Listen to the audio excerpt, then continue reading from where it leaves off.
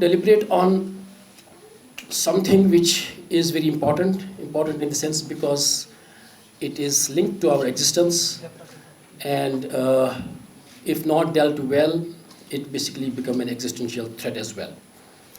I mean, the global climate change.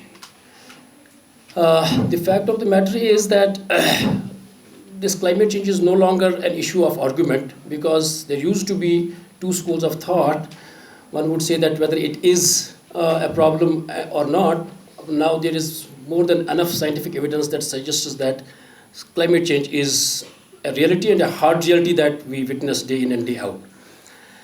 And to predict the consequences of this climate change, the pattern of this climate change, is a challenge for the scientists.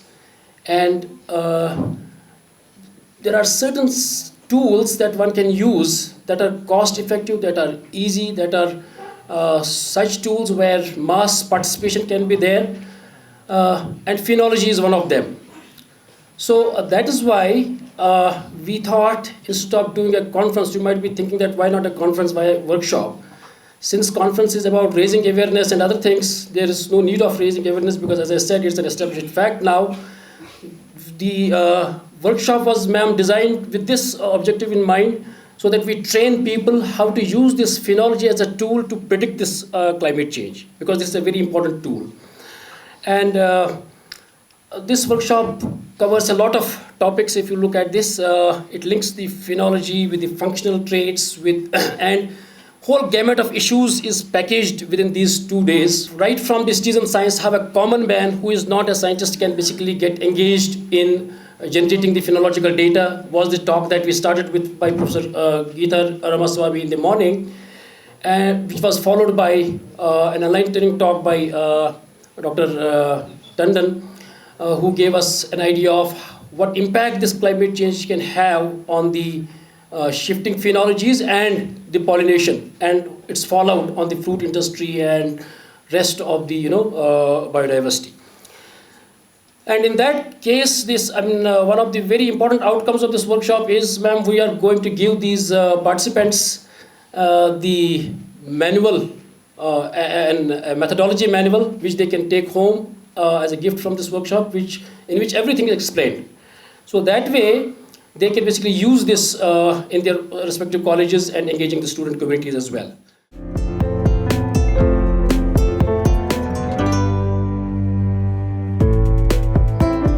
Today's theme, monitoring plant phenology in an era of climate change. And my earlier speakers have said much about the climate change and recently the Dean research.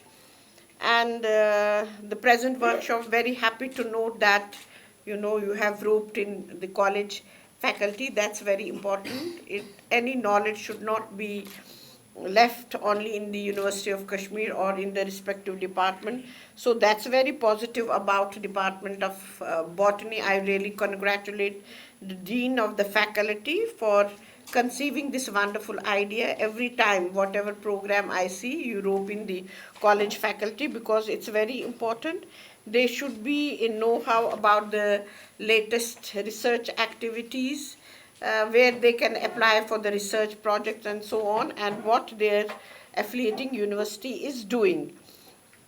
And happy to note that the workshop is expected to train the faculty and researchers in monitoring plant phenology, collection and analysis of phenological data and its wider applications in biodiversity management and mitigation in an area of climate change.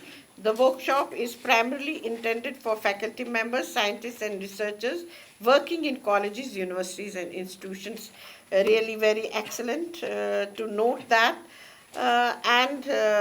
I know about the Department of Botany, even without the Vice Chancellor, one of the very vibrant and active departments. The example being, we have very important positions were taken over by Professor Rishi, Professor Irshad, and Professor Inayat. Their contribution towards the not towards the development of their own department, but also towards the development of the overall towards the university. And it's very important that we collaborate with the other universities, learn what they are doing. Professor Sultan, Dean Research just now raised a point about, the short monitoring mechanism proposal. Definitely, please put it up. We'll definitely do it. And Professor Tandon raised, few challenges which he pointed out. I think very well, challenges that have been pointed out by you, and I will definitely look forward if our Department of Earth Sciences, any relevant department attached with those challenges, of course, the botany also, wherever we can work, or although we cannot work, in all, but some, I'm very much aware that some basic also we are doing here, and if further we can in a collaborative way do something somewhere, definitely I think we should do it. So that was very brief about it, and about this particular 2 day workshop. It has got immense importance towards the present scenario of our climatic change. We were without snow for month of December, month of January, praying everywhere we should have snowfall and all that. At the end, we had it, but how much this snowfall will help for our environment, these are some of the challenges. So definitely a very well topic that has been chosen for 2 days workshop, and I do look forward that our researchers, our faculty, further work on such topics, and with the wider publicity, so that we are well connected with the policy making institutions, and also with the community and with the common man. What are the challenges in future the common person is going to face, because ultimately the challenge is to be faced by the common person.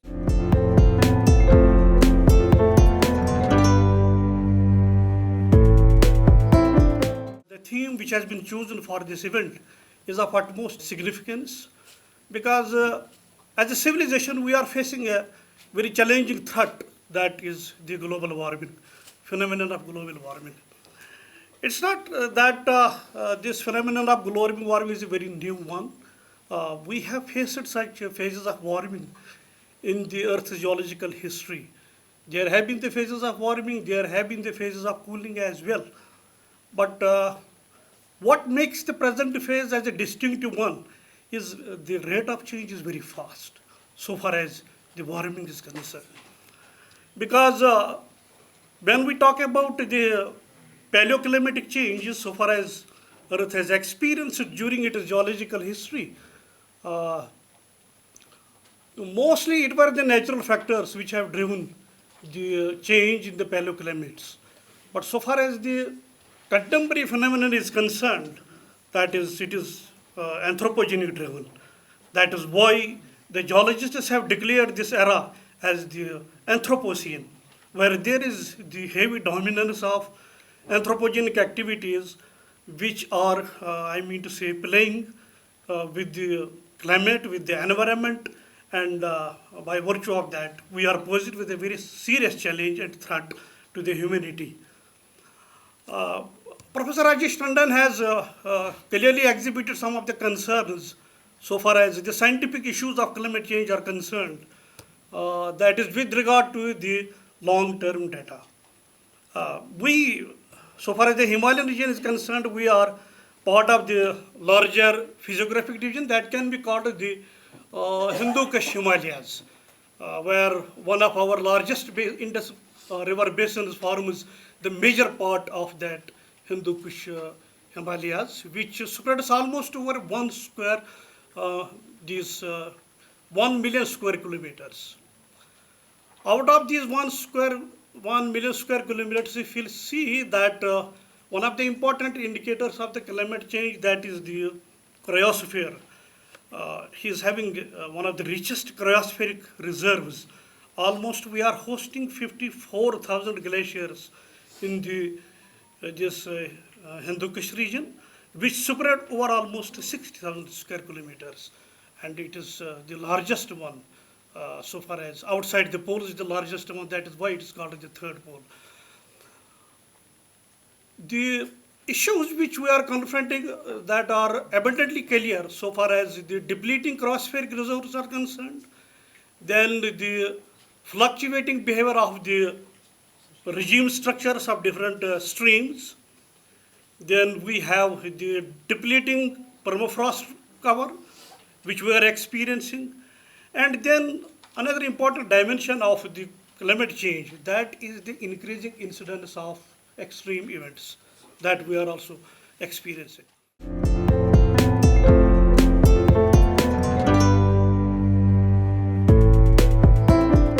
We are addressing a bigger question here. It's about the survival of humanity on the planet, and we are aware about it, that it's going to deteriorate further with the pace with which we are moving. I think if you say that what's happening here is we have not been able to control our insatiable appetite for consumerism that is taking us to self-destruction kind of a situation, and people will get to know, the ultimate consequences of climate change only when it affects them fatally or mortally. So you must have seen or witnessed that during the COVID phase, people got to know more about viruses, and even a rickshaw puller knows what is an RT-PCR. But they are not talking about climate change at present. But this is a clear and present danger that we are witnessing now. And there is some kind of responsibility which lies on our shoulders as a scientist to give correct information about the facts which can be incorporated into the framework of different modeling systems, so that we can give a better prediction. And the information about climate change scenario is very weak from Indian region, and that's why we need a trained manpower. And I'm glad that this workshop has participants from different colleges who will be further deliberating on the same topic to their students at the undergraduate level. So we need to create an awareness from this technical aspect of the session by translating into a very simple information piece of knowledge, so that we understand what climate change is about. And in technical terms, I think we should be able to differentiate between what is a process and what is a pattern. Here we are addressing a question of a pattern, which is a climate change, which is not a regional change. It means the overall thing. So what you are going to record in terms of recording phenology is the minor processes. They all might also be, they are showing the pattern, may not necessarily be in response to climate, but then eventually they are going to be either diminished from the planet, locally extinct, just because they have not been able to cope up with the rise in temperature because of global warming induced climate change. So it requires certain kind of self kind of analysis, that how not to leave too much of a carbon footprinting in whatever we do. So when we reach at that level where we become conscious about that, if we do something, if we buy something, if we drive by something, how much carbon footprinting would be involved, then we can say that we have reached a level of layman thinking that can save us from this self-destruction.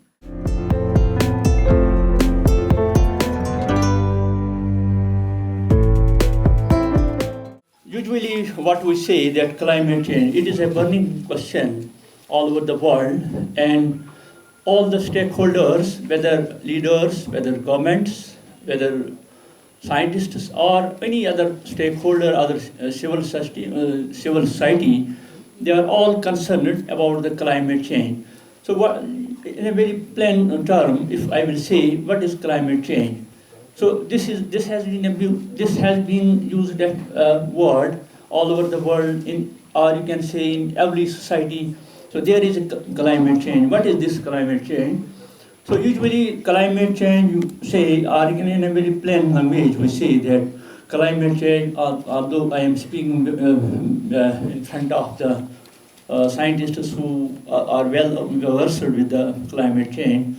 So because of the climate change, there are different factors or different, we can say, you can say, reasons because of which there is a climate change. Climate change means, and there has been some elevation, or you can say emissions of, you can say, gases like carbon dioxide or effluents from industries, or there has been a routine, or you can say release of all other gases that results in the climate change. And this climate change affects our three important aspects. That means food security, means health of human beings or health of animals, or it also results in pollution. And because of that, there usually occurs, there has been found food insecurity, or you can say all over the world, and there is also some, you can say, especially in developing countries, there has been found, you can say, there is a reduction in the yield of crops. And I will quote two important examples with respect to the, you can say, green. We are talking, we have already been well versed with the green revolution. Dr. Professor M.S. Swaminathan. So he is the father of green revolution in India, and then Dr. Norman Borlaug. He is the father of green revolution in the world. So they, although it was during the 60s or 70s, they have developed, both of them, they were geneticists, and Norman Borlaug was a plant pathologist. And once there was a starvation throughout the world. He was from, Dr. Norman Borlaug, he was from Mexico, then there was a scarcity of food because of it. Thousands or millions of people died because of the starvation, and they came up with the crops, with important crops, means cash crops, wheat crops, and they had developed dwarf varieties, and those dwarf varieties, as a result of that, there was an increase in the yield or the production of the crops, and then Dr. Swaminathan, he went there for some doctorate, and then both of them, then this technology was transferred to India, and even at that time there was also problem in India also, and more yield of these crops was not there, and both of them, they have established it, and then they have developed short dwarf crops, and then those crops were, as a result of, you can say, cross, or you can say as a result of introduction of wheat varieties, it was followed by other crops, and then there was, to some extent, there was end to the starvation of people, especially the farmers.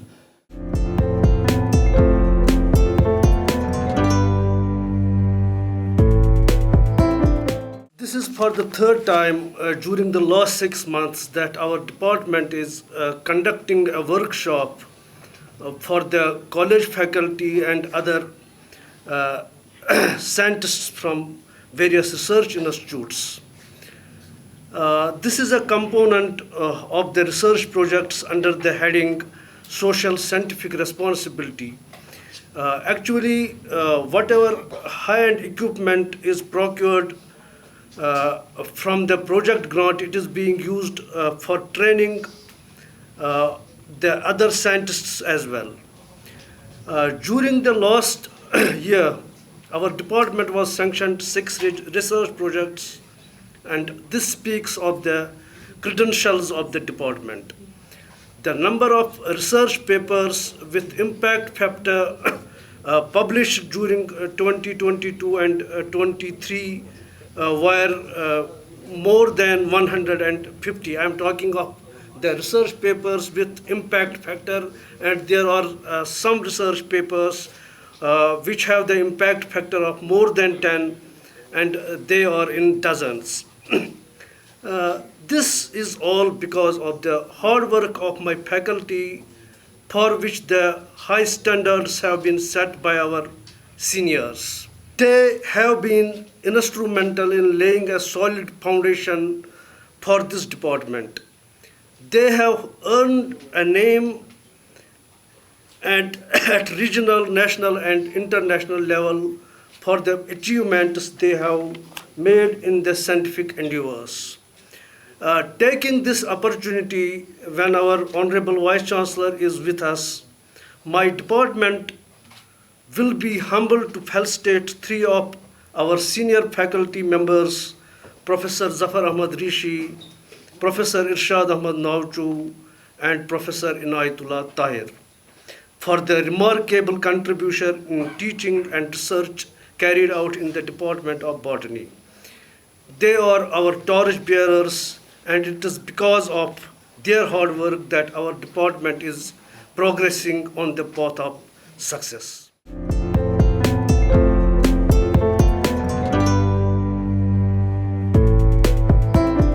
The success of a plant is measured by its reproduction, whether vegetative or